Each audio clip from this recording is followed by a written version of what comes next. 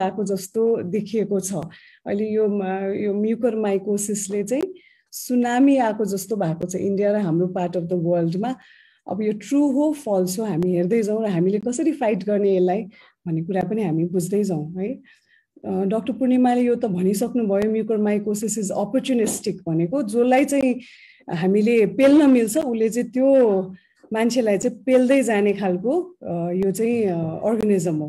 यसलाई चाहिँ फल्मिनेटिङ fungal infection पनि भन्छौँ हामी। This is caused by Rhizopus species, Mucorales ग्रुपको राइजोपस स्पिसिसमा भनिन्छ। युजुअली हामीले साइनोनेजल भन्नाले नाक र नाकको वरिपरिको साइनसेसमा 39% देखिन्छ। पल्मोनरी भन्नाले हाम्रो फोक्सोमा 24% चाहिँ यसको पर्सेन्टेज हुन सक्छ। क्युटेनियस छालामा पनि यो रोग देखा पर्न सक्छ। ब्रेनमा पनि 9% र पेटमा पनि स्मल नानीहरूको त पेटमा पनि देखिएको छ 7% र अदर्स भनेको डिसेमिनेटेड फर्म अफ यो म्युकरमाइकोसिस पनि देखिन्छ। Okay, so the risk factors चाहिँ यसको चाहिँ रिस्क फ्याक्टर्सहरू के हो अघि डाक्टर पूर्णिमाले पनि भनिसक्नुभयो। इम्युनो कम्प्रोमाइज्ड मान्छेहरू अनि जो मान्छेहरूमा चाहिँ हेमाटोलोजिकल मैलिग्नेन्सी भनेको रगतको र रगत नलीको क्यान्सर हैन, कोहीलाई चाहिँ हेमोपोइटिक स्टेम सेल पनि ट्रान्सप्लान्ट दिएको मान्छेहरूमा चाहिँ एकदमै यो रोग देखिएको छ। अनि जसले चाहिँ अब यस्तै रोगहरूको लागि डेस्फेरियोक्सामिन भन्ने ट्रिटमेन्ट लिनुभएको, रेडियोथेरापी लिनुभएको, एन्टी क्यान्सर ट्रिटमेन्ट लिनुभएको र अननेसेसरी कर्टिकोस्टेरोइड हाई डोज कर्टिकोस्टेरोइड्स लिनुभएको मान्छेहरूमा पनि देखिएको छ है। ओभर द काउन्टर आफै गएर कर्टिकोस्टेरोइड्स लिनुहुने र अघि डाक्टर पूर्णिमाले भनेको जस्तै प्याकेजमा प्रोफिल्याक्टिकली आफैले स्टेरोइड लिनुहुने मान्छेहरूमा पनि देखिएको छ। अब एक्सटेन्सिभ बर्न्स र ट्रमा को पछि पनि यस्तो यो म्युकरमाइकोसिस देखिएको छ, जसलाई चाहिँ सक भएको हुन्छ, टर्नेडो सुनामी को भिक्टिम्सहरू हैन। अनि न्युट्रिसनले पनि यसलाई अलिकति असर गर्दो रहेछ भनेर सम आर्टिकल्सहरुमा मेन्सन छ। यो चाहिँ अनि अरूहरू चाहिँ अब आफैले एन्टिबायोटिक्स लिने मान्छेहरूमा पनि अलिकति रिस्क फ्याक्टर भनेर भनेको छ। यो चाहिँ भयो जेनरल है। अझ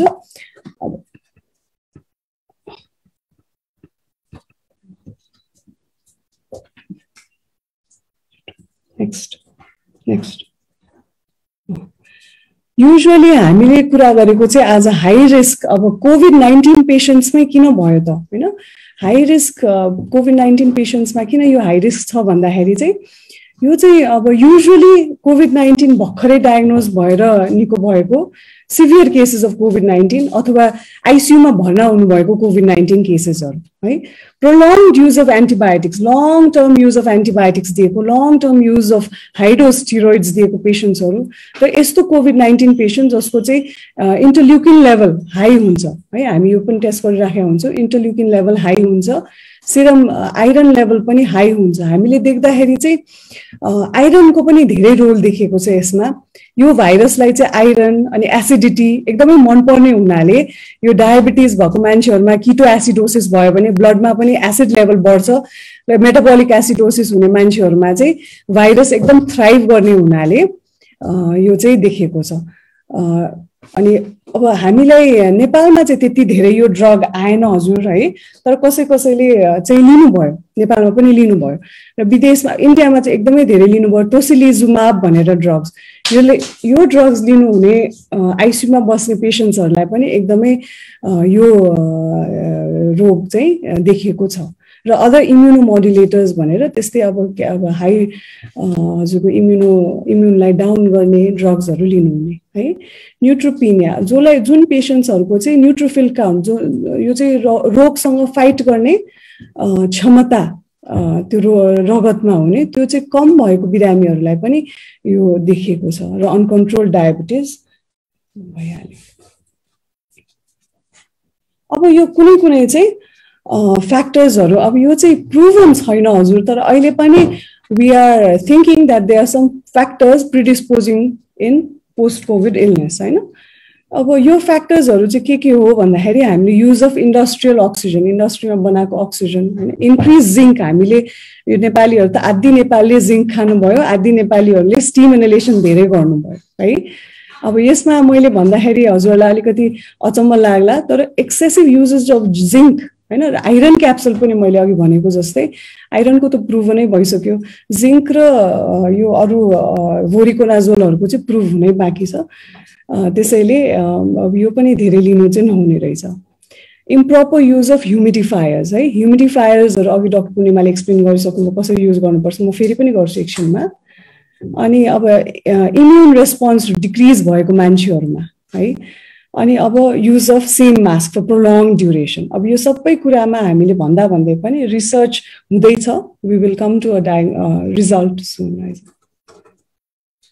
अब यो रोग कसरी लाग्छ, कसरी फैलिन्छ, अघि डाक्टर पूर्णिमाले यो पनि भनिसक्नुभयो, प्याथोजेनेसिस।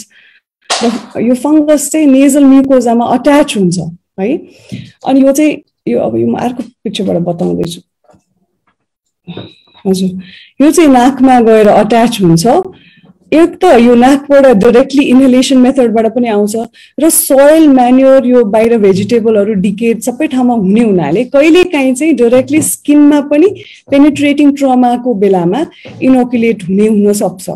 अब यस्तो मान्छेमा त नर्मल मान्छे भए त खासै केही हुँदैन थियो, जो मान्छेमा चाहिँ ग्लुकोकर्टिकोइड्स लेभल हाई छ, हाम्रो बडीमा इम्पेयर ग्लुकोकर्टिकोइड छ हैन, अब रोगसँग फाइट गर्ने क्षमता पनि कम छ हैन, आइरन ओभरलोड छ भने यो फङ्गसहरू चाहिँ ग्रो गर्न थाल्छ र त्यहाँबाट रगतको नलीमा जान्छ र एन्जियो इन्भेजिभ ग्रोथ भएर जताततै जान थाल्छ र disseminate into the entire body. हजुर, अब यो क्लिनिकल फिचर्स यसको चाहिँ अब जहाँ स्टेजेस अनुसारले क्लिनिकल फिचर्स छ हैन, स्टेज अनुसारले क्लिनिकल फिचर्स छ। स्टेज 1 मा हाम्रो ओन्ली यो बेलामा चाहिँ हामीले भेटाउन सक्यौं यो रोगलाई भने चाहिँ सबैभन्दा राम्रो, यसको मोर्टालिटी रेट पनि बेटर हुन्छ, प्रोग्नोसिस धेरै राम्रो हुन्छ।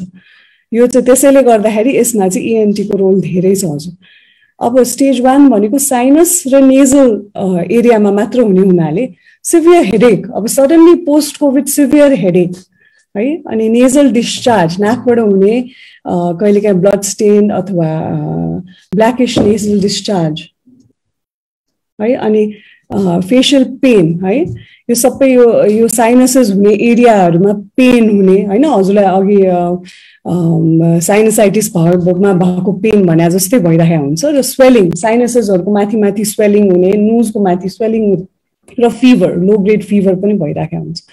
साइन्समा भन्नुपर्दा नेजल क्रस्टिङ हैन, नाकभित्र चाहिँ कालो कालो क्रस देखिन्छ है, अनि टर्बिनेल्सहरू, नाकभित्रको मासुहरू एकदमै मरेर जान थाल्छ बिस्तारै बिस्तारै, हामीले हेर्दाखेरि पाउने कुराहरू हो यो।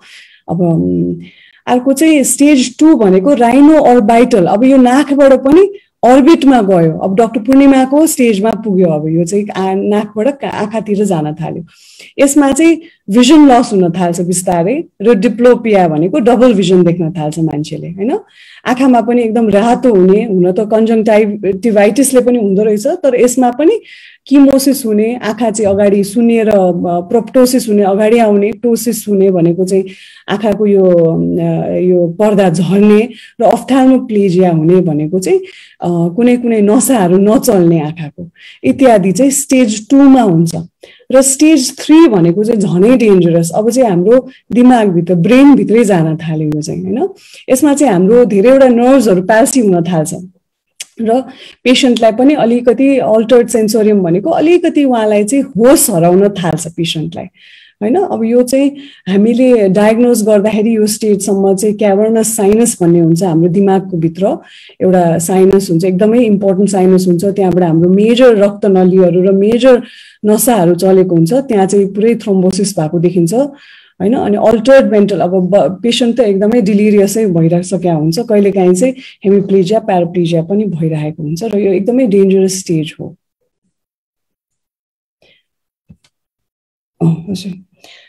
सो अब हामीले भनिसक्यौं है, यस्तो यो पिक्चरमा चाहिँ हामीले के देखाउन खोजेको भने we have to look for the red flags. के हो रेड फ्ल्याग्सहरू? हेर्नुहोस् त, फेसियल पेन हैन, fresh onset headache post covid हैन, नाकको वरिपरि कन्जेसन अथवा ब्ल्याक लिजन्स हैन in and around the mouth अथवा नोज भित्र, अनि आँखामा पनि लस अफ भिजन, आँखामा पेन हैन, पेशेन्टलाई चाहिँ एकदम डिस्ट्रेस भइरहेको हुन्छ पोस्ट कोभिड, स्पेशली डायबेटिक हैन, त्यसैले गर्दा स्टेरोइड युज गरेको, त्यसैले हामी डक्टर्सहरूले चाहिँ अलिकति ध्यान दिएर गर्नुपर्ने हुन्छ। आई साइन्समा अब यो हाम्रो रियल टाइम पिक्चर्सहरू नै हो हजुर, हामीले हेरेको पेसेन्ट्सहरूको। अब यो एउटा बिरामी हुनुहुन्छ, उहाँको चाहिँ अलिअलि रेडनेस मात्र पनि भएको हुनसक्छ, यो चाहिँ कन्जङ्टिभाइटिस नभइकन हाम्रो सिटी प्रुभनै केस हो, अलिअलि पेरिअर्बाइटल इडिमा छ है, उहाँको चाहिँ हामी भोलि एउटा बायोप्सी लिनेछौँ यो पेसेन्टको, रेडनेस इडिमा हैन अलिकति, अनि बिस्तारै बिस्तारै पेरिअर्बाइटल इडिमा, अनि यो पेसेन्ट्सहरूलाई चाहिँ एकदम आँखा डबल भिजन हैन, अनि एकदमै पेन हुन थाल्या हुन्छ, रेट्रो अर्बाइटल पेन हैन, डीप अर्बाइटल पेन हुन थाल्या हुन्छ आँखाको वरिपरि, अनि बिस्तारै बिस्तारै चाहिँ अब यस्तो हुँदै जान्छ आँखामा पनि हैन, स्वेलिङ, प्रोप्टोसिस अघि भनेको छ। डाक्टर पूर्णिमाले अघि देखाउनु भएको पेसेन्ट पनि यही नै हो, हामी कहाँबाट रेफर ब्याक टु तिलगङ्गाबाटै मौका पठाइदिनु भएको थियो डाक्टर पूर्णिमाले, फेरि डाक्टर पूर्णिमाकै पठाएर एक्जेन्ट्रेसन भयो क्यारे, यो पेसेन्टको चाहिँ आँखा पुरै निकाल्न पर्यो। अनि अर्को पेसेन्टमा चाहिँ अब कहिलेकाहीँ चाहिँ म्याक्जिला भनेको हाम्रो यो गालाम हुने साइनसेस त्यहाँ पनि गएर यसरी प्रोड्युस हुन सक्छ, या एथमोइड साइनस, म्याक्जिलरी साइनस, यो सबैमा इन्भल्भमेन्ट हुन सक्छ। फेसमा हेर्दाखेरि हामीले अघि भने जस्तै इडिमा हैन, इडिमा भनेको सुन्निएको अथवा रातो भएको हैन, साइनसको वरिपरि यो रातो भएको हुन्छ र नमनेस, एकदम छुँदाखेरि थाहा नहुने हैन, छुँदाखेरि थाहा नहुने यो नर्भ्सहरूको ड्यामेज भएको हुनाले हुन्छ। नाकमा हेर्दाखेरि पनि नाकमा चाहिँ युनिल्याटरल युजुअली एक साइडमा मात्र भएको हुनाले एक साइडको नाक ब्लक भन्नुहुन्छ पेसेन्टहरूले, यो एकदमै इम्पोर्टेन्ट हो हाम्रो लागि। र हेर्दाखेरि ड्राइनेस, त्यही नाकमा ड्राइनेस, त्यही नाकमा ब्ल्याकिस क्रस्ट, सुरुमा क्रस्ट हुन्छ, क्रस्ट भनेको चाहिँ पाप्रा, नाकमा हुने पाप्राहरू अलिक बाक्लो बाक्लो हुन थाल्छ, बिस्तारै बिस्तारै त्यो पाप्राहरू पछि चाहिँ त्यो नाकको मासुहरू टर्बिनेट्स भन्छौँ, त्यसलाई चाहिँ खान थाल्छ त्यसले, र ब्ल्याक को क्रस्टहरू फर्म हुन्छ। पेसेन्टलाई चाहिँ नाकमा सुन्ने शक्ति पनि जान्छ है, एनोजमा फेरि पहिला कोभिडको बेलामा गएको थियो, फेरि वापस आएको हुनसक्छ पार्सली, अब फेरि यसले गर्दाखेरि एनोजमिया, फेरि पनि नाकको सुन्ने शक्ति जान्छ हजुर। कहिलेकाहीँ चाहिँ फाउल स्मेल पनि आउँछ नाकमा, एकदम नराम्रो गन्ध आइरहेको जस्तो पनि हुन्छ। मुखभित्र हेर्दा हजुर यहाँ ब्ल्याक, अब यो हामीले टर्च मात्र बालेर हेर्दा पनि हुन्छ, यो चाहिँ मुखभित्र एकदम अर्ली लिजनमै देखिन्छ हजुर, यो अर्लीमै देखिन्छ। युजुअली म्याक्जिलरी साइनस, यो भनेको हाम्रो यो गालामा हुने साइनस इन्भल्भ हुने बित्तिकै यो तल हाम्रो हार्ड प्यालेटमा हेर्दाखेरि ब्ल्याक डिस्कलरेसन देखिन्छ, र यो बेलामा चाहिँ हाम्रो कहिलेकाहीँ चाहिँ यो दाँतहरू पनि हल्लिन थाल्छ हैन, दाँतहरूमा छोक थाहा नहुने, एकदम नमनेस हुन थाल्छ हैन। डाक्टर पूर्णिमाले भनिसक्नुभयो, यस्तो के पेसेन्ट हामी कहाँ आयो भने म एक्लै हेर्छु, म आँखाले मात्र हेर्छु अथवा नाकले मात्र हेर्छु भन्ने कुरा हुँदैन। यसमा चाहिँ हामी मल्टिडिसिप्लिनरी अप्रोचै गर्नुपर्छ हैन, यसमा चाहिँ इन्फेक्सनको डिजिज स्पेसलिस्ट चाहिन्छ हैन, माइक्रोबायोलोजिस्ट चाहिन्छ जसले हामीलाई चाहिँ यो फङ्गस हो भन्न सक्नुहुन्छ, हिस्टोपेथोलोजिस्ट चाहिन्छ जसले चाहिँ यस्तो यस्तो भएको छ है भित्र टिस्युमा पनि यसरी ड्यामेज गर्यो भन्न सक्नुहुन्छ, आइसियुको डक्टरहरू चाहिन्छ जसले चाहिँ उहाँलाई भोलि आइसियु चाहियो भने टेक केयर गर्न सक्नुहुन्छ, हामीले औषधि चलायो भने हेरिदिन सक्नुहुन्छ, न्युरोलोजिस्ट त चाहिने भइहाल्यो, थर्ड स्टेजमा जान सक्छ भनेर, इएनटी अफ्थाल्मोलोजिस्टको हाम्रो कुरा भइसक्यो, डेन्टिस्टहरू चाहिन्छ किनभने दाँतहरू हल्लिन सक्छ हैन हजुर, दाँतमा नमनेस भएको हुनाले डेन्टिस्टहरू चाहिन सक्छ। कहिलेकाहीँ अब पेटसम्म गयो भने अघि हामीले भने जस्तै डिसेमिनेटेड अथवा ग्यास्ट्रो इन्टेस्टाइनल भयो भने सर्जन्सहरू चाहिन्छ, डर्मेटोलोजिस्टहरू चाहिन्छ क्युटेनियस म्यानिफेस्टेसन्स भयो भने, र रेडियोलोजिस्टहरू पनि एकदमै इम्पोर्टेन्ट हुन्छ हाम्रो लागि, जसले चाहिँ सिटी र एमआरआईको हामीलाई करेक्ट रिपोर्टिङ गरेर दिनुहुन्छ। पेसेन्टको यो सबै गर्नको लागि पेसेन्टको राम्रो हिस्ट्री त हामीले लिनै पर्छ, कहिलेबाट सुरु भयो, के भयो हैन, पहिला कोभिड के भएको थियो, हजुरले कस्तो खालको कोभिड भएको थियो, हजुरलाई कतिको सिरियस हुनुहुन्थ्यो, के औषधि लिनु भएको थियो, हामी सबै डिटेल हिस्ट्री लिन्छौँ। त्यसपछि डिटेल इएनटी एक्जामिनेसन गर्छौँ, हामी डिटेल इएनटी एक्जामिनेसन गर्छौँ। अब अफ्थाल्मोलोजिस्टले पनि डिटेल एक्जामिनेसन गर्नुहुन्छ, हामी त्यहाँ पठाउँछौँ, र हामी न्युरो डक्टर्सहरूका पनि पठाउँछौँ, उहाँहरूले पनि डिटेलमा एक्जामिनेसन गर्नुहुन्छ, त्यो सबै एक्सटेन्ट अफ द डिजिज हेर्नको लागि, कहाँसम्म गएको होला त रोग, कहाँसम्म फैलियो होला भनेर सबै कुरा हेर्नुहुन्छ। ब्लडहरू पनि हामीले पठाउनै पर्छ, ब्लड काउन्टहरू, यो बेसिक ब्लड काउन्ट्सहरू हामीले पठाउनै पर्छ होइन। हामीले रोगसँग लड्ने क्षमता छ कि छैन भन्नको हेर्नको लागि न्युट्रोफिल्सहरू काउन्टहरू गर्नै पर्छ। त्यसमा पनि कुन किसिमको इन्फेक्सन कतिको छ भनेर हामीले टोटल काउन्ट, डिफरेन्सियल काउन्ट गर्नै पर्यो। युरिया क्रियाटिनिन त हामीले रिनल फङ्सनको अन्तर्गत गर्नुपर्छ, यो त रिपिटेडली गर्दै जानुपर्छ फ्युचरमा पनि। पोट्यासियम लेभल गर्दै जानुपर्छ, सोडियम पोट्यासियम एकदमै इम्पोर्टेन्ट हो। ग्लुकोज लेभल गर्नै पर्यो होइन। हजुरको हाम्रो ब्लड सुगर हेर्नको लागि ग्लाइकोसिलेटेड हिमोग्लोबिन पनि फास्टिङमा गर्नु पर्यो। आर्टेरियल ब्लड ग्यास हेरिरहनुपर्छ, मेटाबोलिक एसिडोसिस भएको छ कि छैन पेसेन्टलाई, रेस्पिरेटरी एसिडोसिस। किनभने मैले अघि भने जस्तै यो यस्तो पेसेन्टहरूलाई चाहिँ एकदम एसिड, यो यस्तो रोग, यो फङ्गसलाई चाहिँ एकदमै एसिड मनपर्छ, एसिड मनपर्छ उसलाई, यो जिङ्क मनपर्छ, आइरन मनपर्छ है। त्यसै अनि सुगर मनपर्छ। They really thrive. यस्तोमा चाहिँ उनीहरू एकदम ग्रो गर्ने हुनाले यो सबै हामीले चेक गर्नुपर्ने हुन्छ। युरिन किटोन चाहिँ हामीले डायबेटिक किटो एसिडोसिस भइसक्यो कि पेसेन्टलाई होइन, अनि भएको कि भनेर हेर्नुपर्ने हुन्छ। सिरोलोजी पनि हामी गर्छौँ, HIV HbA1c त्यो चाहिँ हामीले पेसेन्टको इम्युन स्टेटस के छ हेर्नलाई गर्छौँ है। CRP गर्छौँ हामी, सी रिएक्टिभ प्रोटिन भन्छौँ हामीले, सिरम फेरिटिन आइरनको लेभलहरू हेर्छौँ, र ESR भनेको यो सबै इन्फेक्सनको काउन्टहरू हेर्नलाई गर्छौँ। त्यसपछि यो सबै बेसिकली हामी ओपिडीमा बस्दा बस्दै गरिहाल्छौँ पेसेन्ट आउने बित्तिकै, र तुरुन्तै हामी यस्तो पेसेन्टलाई चाहिँ टाइम खेर नफालिकन डायग्नोस्टिक नेजल एन्डोस्कोपी, यो चाहिँ हाम्रो रामबाडै हो। हामीले डायग्नोज गर्ने, सबैजनाले डायग्नोज गर्ने फर्स्ट स्टेजमा यही नै हुनुपर्छ भन्छौँ हामी। यो चाहिँ हामी एन्डोस्कोप भनेर हाम्रो फाइब्रो अप्टिक एन्डोस्कोप हुन्छ हजुरको, अनि त्यो चाहिँ हामी स्क्रिनमा राखेर हेर्छौँ र पेसेन्टको नाकभित्र छिराएर हेर्दाखेरि नाकमा के अब कस्तो छ त म्युकोजा होइन। युजुअली चाहिँ यस्तो बेलामा चाहिँ रगतको नलीहरूलाई मारेको हुनाले म्युकोजामा आउने रगत चाहिँ एकदम कम हुन्छ उनीहरूको, त्यसैले पेल हुन्छ म्युकोजा होइन, सेतो हुन्छ, क्रस्टिङ धेरै भएको हुन्छ, क्रस्टहरू हुन्छ, पाप्रा धेरै हुन्छ, अनि कालो हुँदै जान्छ। Middle turbinate, black and middle turbinate effect भन्छ, यो चाहिँ एकदम टिपिकल हो।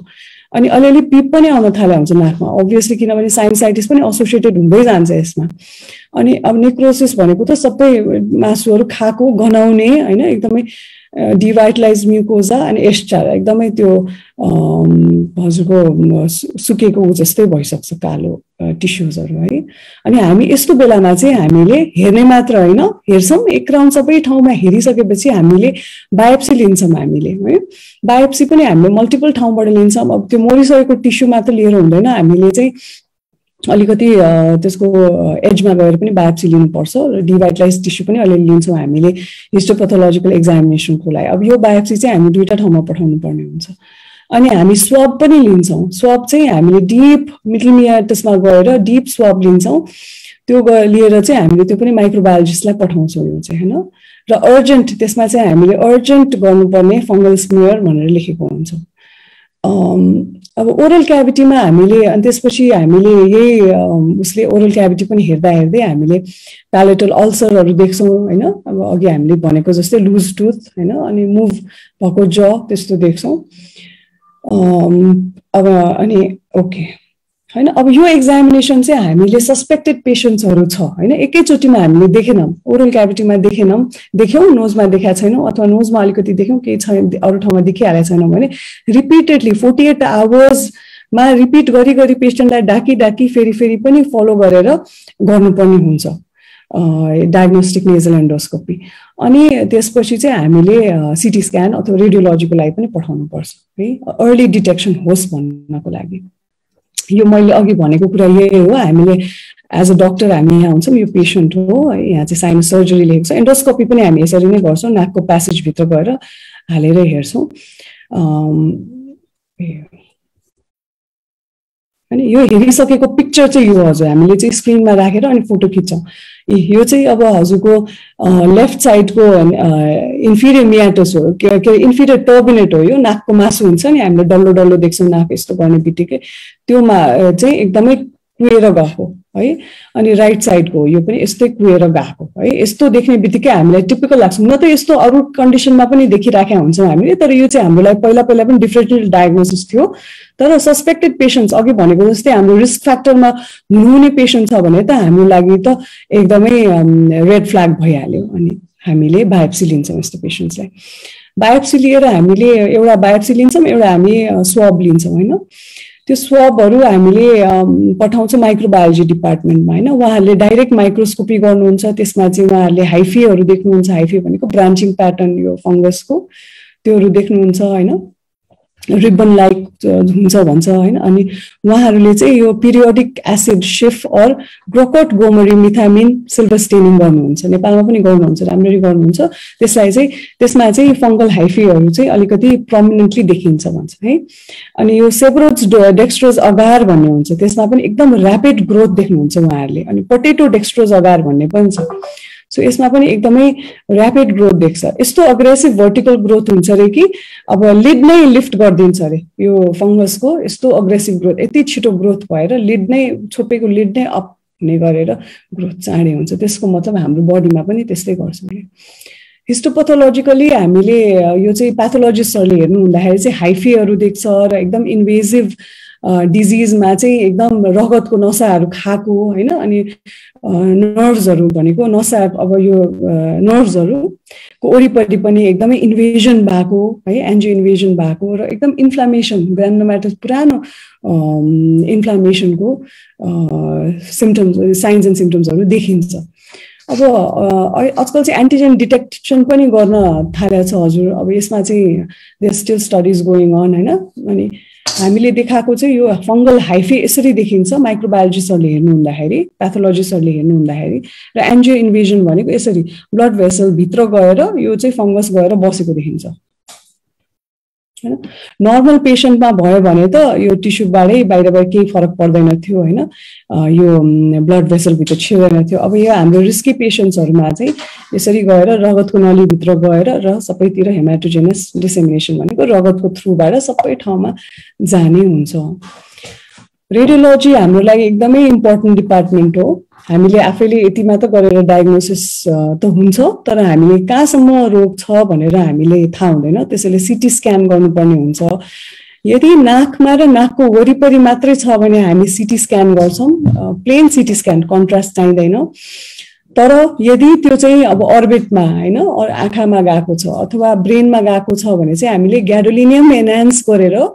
एमआरआई गर्नुपर्ने हुन्छ T2 वेटेड एमआरआई भन्छौं हामीले अनि होल ब्रेन अर्बिट फेस आउने गरेर हामीले गर्छौं त्यसमा चाहिँ अब हामीलाई एकदमै लाग्ने कुराहरु चाहिँ नाकको मासुहरुमा अल्सर भएको हैन नेक्रोसिस भएको हैन वरिपरि पिनासको वरिपरि फ्याट स्ट्रान्डलिङ भन्छौं हामीले टिपिकली हेर्ने कुराहरु भन्दैछु म हजुरलाई अब त्यो त त्यति चाहिदैन होला बोनमा पनि अब त्यही पनि हामीलाई हेर्दाखेरि चाहिँ हामीले बोनमा त्यसको वरिपरिको साइनसको बोनहरुमा चाहिँ एकदम खिँदै गएको र त्यो खिएको बोनबाट चाहिँ जताततै जाने हुन्छ त्यो सर्ने पनि हुन्छ हैन अनि आँखामा गएको हैन अनि टेरिगो प्यालेटाइन फोसा भन्ने हुन्छ यो हाम्रो म्याक्सिलाको ठ्याक्क पछाडी त्यहाँबाट चाहिँ एकदमै त्यहाँ पनि गएको देखिन्छ यो हामीले टिपिकली हेर्ने सीटी स्क्यान र एमआरआई मा यसो देखिन्छ भन्न खोजेको हामीले हेर्ने भनेको चाहिँ यो नाकको हजुर यो चाहिँ एक्सियली काटेर हेरेको मान्छेलाई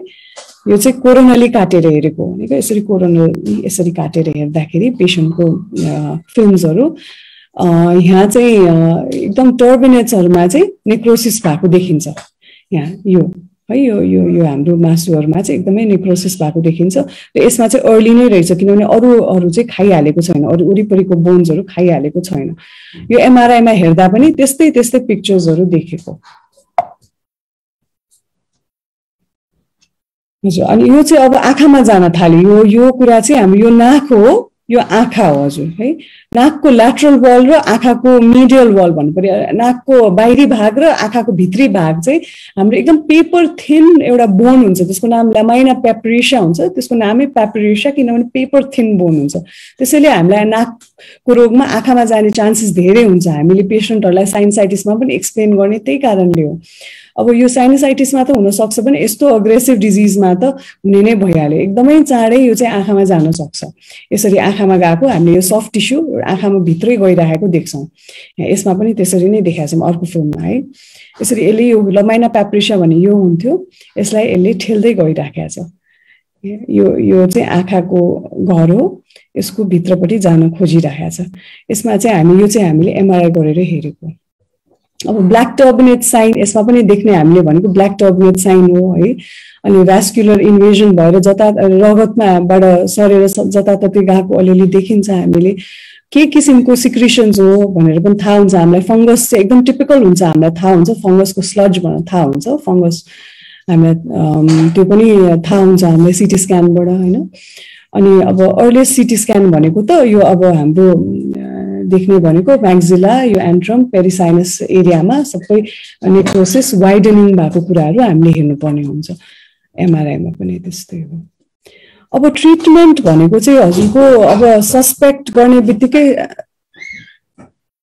suspected and confirmed mucormycosis we should take it as emergency and this requires rapid action एकदमै चाँडै नै हामीले यो त एकदमै मेडिकल इमर्जेन्सी नै हो र हामीले तुरुन्तै नै यसलाई एक्सन लिइहाल्नु पर्छ एक्सन कसरी लिने त भन्दाखेरि त्यो पेशेन्ट डायग्नोज हुने बित्तिकै we have to take the patient for debridement हैन सर्जरी गरेर सर्जरी र डिब्राइडमेन्ट गर्नलाई र डिब्राइडमेन्ट किन गरेर मार्जिन्सहरु क्लियर गर्नलाई डिब्राइडमेन्ट भनेको चाहिँ सर्जरी गरेर सबै त्यो मासुहरु त्यो कुहेको मासुहरु निकाल्ने त्यसले केमा मद्दत गर्छ एउटा त डिजिज कन्ट्रोल गर्न मद्दत गर्छ एउटा त त्यसबाट हामीले मासु निकालेर जाँच गर्न दिन सक्छौं र हामीले माइक्रोबायोलोजिकल टिस्युको लागि पनि चाहिन्छ हामीलाई एन्टिफंगल थेरापीको बारेमा डाक्टर पूर्णिमाले पनि भनिसक्नु भयो एम्फोटेरिसिन बी नै हो मेनली अब त्यसमा पनि 3 थरीको छ अहिले हाम्रो नेपालमा आएको राम्रो छ अहिले हामीलाई गभर्नमेन्टले दिएको पनि लाइपोसोमल एम्फोटेरिसिन बी नै हो अलिकति महँगो भए पनि नेफ्रोटोक्सिसिटी भनेको किडनीमा धेरै त्यसले ड्यामेज नगर्ने हुनाले त्यो चाहिँ बेटर हो नत्र अर्को चाहिँ डिओक्सिकोलेट एम्फोटेरिसिन बी भन्ने हुन्छ त्यो चाहिँ एकदम नेफ्रोटोक्सिक हुन्छ अरु एन्टिफंगल्सहरु अघि हामीले भनिसक्यौं पोसाकोनाजोल हैन पोसाकोनाजोल चाहिँ पछिमा दिन्छौं हामीले ओरल फर्ममा र इसावुकोनाजोल भन्ने पनि छ है त्यो पनि हामीले दिन्छौं पछि फ्लुकोनाजोल भोरिकोनाजोल इट्राकोनाजोलले चाहिँ त्यति धेरै इफेक्ट गरेको देखिएको छैन दो भोरिकोनाजोल कति जनाले चाहिँ प्रोफाइल्याक्सिस पनि लिइराख्नु भएको देखेका छौं हामीले त्यति इफेक्ट चाहिँ आइहालेको छैन सर्जिकल डिब्राइडमेन्ट गर्दाखेरि हामीले यसरी इन्स्ट्रुमेन्ट राखेर यसरी हामी गर्छौं हामी भिडियोमा हेर्दै फेस सर्जरी भनेको पनि यही हो साइनस सर्जरी गरेको फोटो हो यो र हामीले गर्ने प्रोसिजर पनि यही नै हो यसरी गर्दाखेरि देखिएको भागको सबै कालो मासुहरु हामी निकाल्छौं र टिस्युहरु चाहिँ हामीले बायोप्सीहरुलाई लिन्छौं र जहाँसम्म डिब्राइड गर्न सक्छौं त्यो गरिसकेपछि हामीले एम्फोटेरिसिन बी पनि त्यसमा लोड गरेर राखिदिन्छौं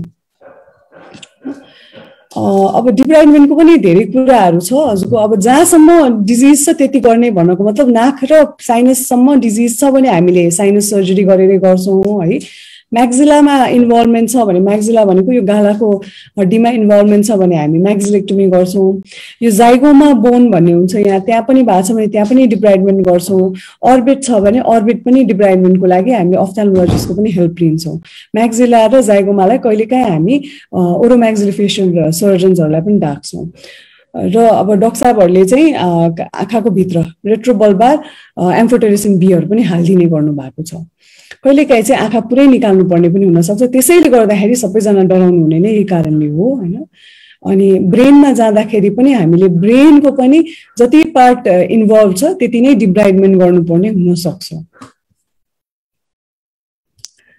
अब रेस्पोन्स चाहिँ हामीले अब वीकली इमेजिङ गरेरै हेर्नुपर्छ र अब एम्फोटेरिसिन बी दिने कि अब टक्सिसिटी लेभल हेरेर हामीले त्यसलाई अब पेशेन्टलाई चाहिँ पोसाकोनाजोल दिने हो भन्ने कुरा चाहिँ अब अघि पनि डाक्टर पूर्णिमाले भनिसक्नु भयो कति त्यसको बारेमा म धेरै भन्दिन एडजुभेन्ट ट्रिटमेन्ट भनेको अब भएको ठाउँमा हामीले हाइपोब्यारिक अक्सिजन थेरापी भनेको हाई कन्सन्ट्रेसन अक्सिजन हो। यो यस्तो चेम्बरमा राखेर गरिन्छ र यस्तो यो किन गरिन्छ भन्दाखेरि कहिलेकाहीँ चाहिँ यो फङ्गसहरूलाई जति छ त्यति नैमा राखिदिन्छ कि त मारिदिन्छ। यसले चाहिँ फङ्गिस्ट्याटिक इफेक्ट पनि गर्छ र भेसल्सहरूलाई पनि बढाइदिन्छ। मरेको भेसल्सहरूलाई चाहिँ अलिकति त्यसले फेरि जिउँदो बनाइदिन्छ।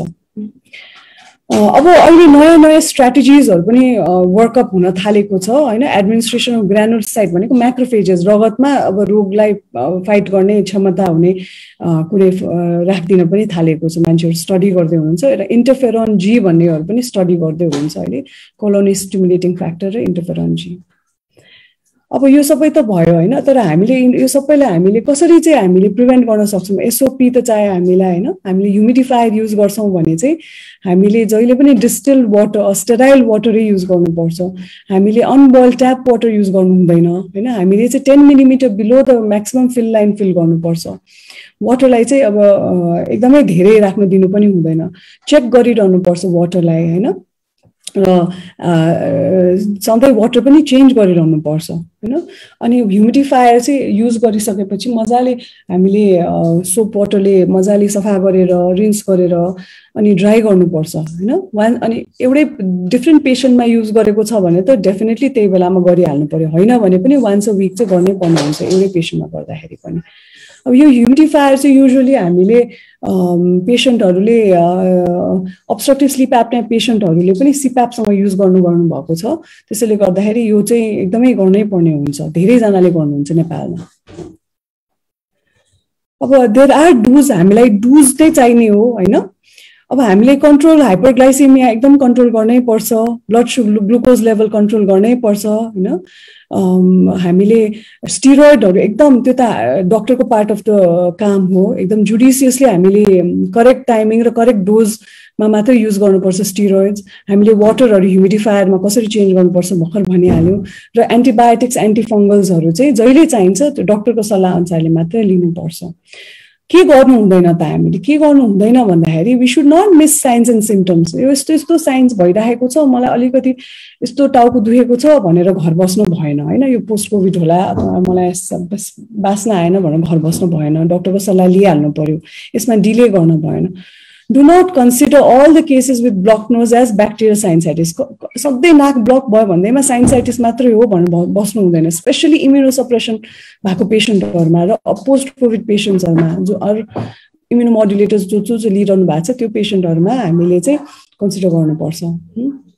अनि हामीले चाहिँ इन्भेस्टिगेसन आफैले आस्क गर्न पनि हेजिटेट गर्नु हुँदैन। हजुरहरू डक्टर कहाँ जानुभयो भने पनि मेरो एउटा स्वाब लिएर पठाइदिनुहोस् न केओएच स्टेन गर्नमा, अथवा मेरो पर्यो भने सिटी स्क्यानै गरिदिनुहोस्, अथवा एउटा राम्रोसँग डायग्नोस्टिक नेजल एन्डोस्कोपी एटलिस्ट त्यति चाहिँ अब हजुरको त्यो त्यसले चाहिँ केही पनि ड्यामेज नगर्ने हुनाले, केही पनि त्यसको धेरै नकारात्मक असर नहुने हुनाले यो आस्क गर्नलाई पनि हामीले हेजिटेट गर्नु हुँदैन। अनि we should not lose crucial time to initiate treatment. Treatment सुरु गर्नलाई हामीले टाइम लुज गर्नै हुँदैन, डक्टरले पनि पेसेन्टले पनि। अब म भोलि सोचेर आउँछु भन्दा भन्दै धेरै डिले पनि भएको हामीले देखेको छौँ। त्यसैले एकदमै अर्ली इन्टरभेन्सन इज नेसेसरी होइन, किनभने त्यसले गर्यो भने we can reduce the mortality rate होइन। अनि अब प्रोग्नोसिस पनि यसको नराम्रो छ, त्यसैले हामीले प्रोग्रेस पनि एकदम चाँडो हुन्छ।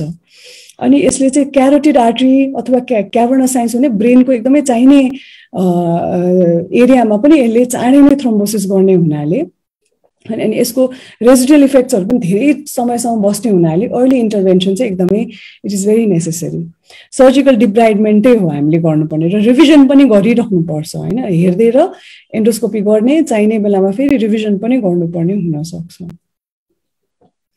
अब प्रोग्नोसिस चाहिँ अब म्युकोरमाइकोसिस विथ एचआइभी छ भने मोर्टालिटी अलमोस्ट 100% मेन्सन गरेको छ हजुर धेरै बुक्सहरूमा। डिसेमिनेटेड म्युकोरमाइकोसिस धेरै ठाउँमा धेरै शरीरको धेरैवटा अङ्गमा भएको छ भने 90%, राइनोसेरेब्रल भयो भने up to 85%, as low as 30% पनि दिएको छ भेरियस स्टडिजहरूमा।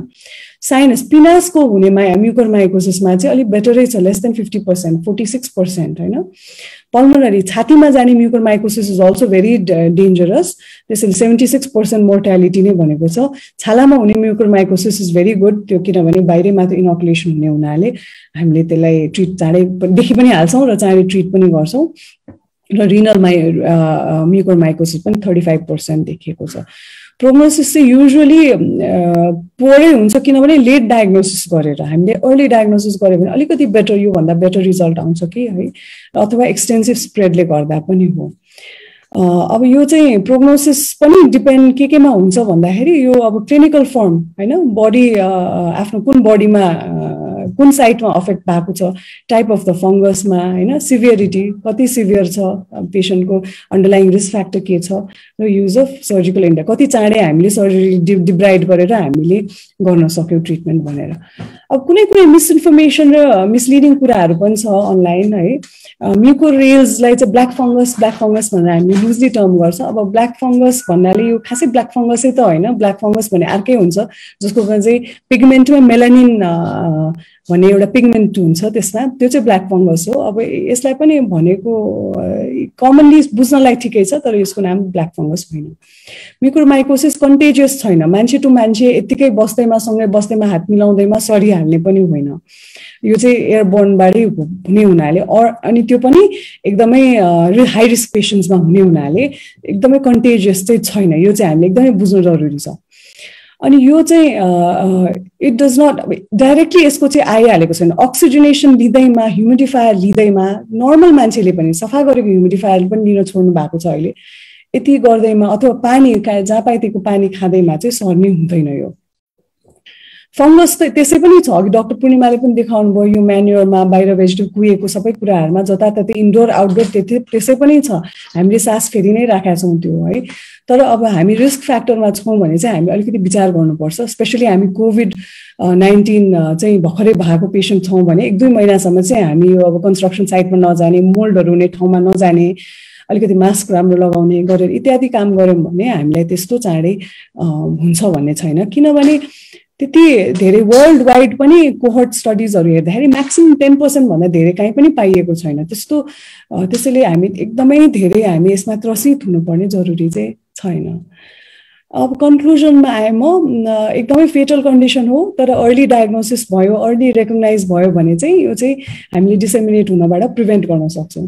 मेडिकल र सर्जिकलको उत्तिकै रोल छ, हामी सर्जरी पनि गर्छौँ, मेडिसिन पनि लिन्छौँ। डिटेक्सन एन्ड लिमिटेसन, अब अन्डरलाइन कज के को छ, डायबिटिज छ भने डायबिटिजलाई एकदमै चाँडै रूपमा ट्रिट गरिहाल्नु पर्यो। अरू कुनै रोग छ, अरू इन्फेक्सन छ भने पनि हामीले टाइमली डिटेक्ट गरेर ट्रिट गर्नुपर्छ। Overcoming all the medical and surgical difficulties and making the patient disease free is a very challenging task. Challenging task हो, तर हामीले गर्छौँ, गर्नै पर्छ।